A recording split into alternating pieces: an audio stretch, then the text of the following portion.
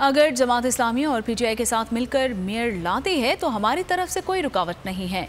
PTI और जमात इस्लामी के इत्तेहाद पर नासिर हुसैन शाह का रद्द-ए-अमल सामने आ गया। मजीद कहा कि इखलाकी तौर पर जिस जमात के पास अददी अक्सरियत हो मेयर उसी का होना चाहिए। शर्जील मेमन ने कहा कि पीटीआई का जमात इस्लामी से राबिता कोई बड़ी बात नहीं है।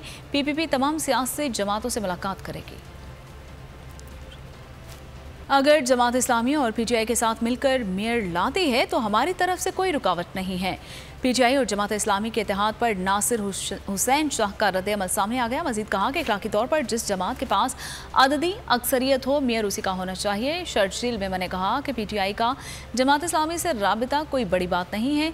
पीपीपी तमाम सियासी जमातों से मुलाकात करेगी। सब्सक्राइब करें और बेल दबाएं ताकि कोई खबर रह न जाए। सब्सक्राइब करें और बेल दबाएं ताकि कोई खबर रह न जाए।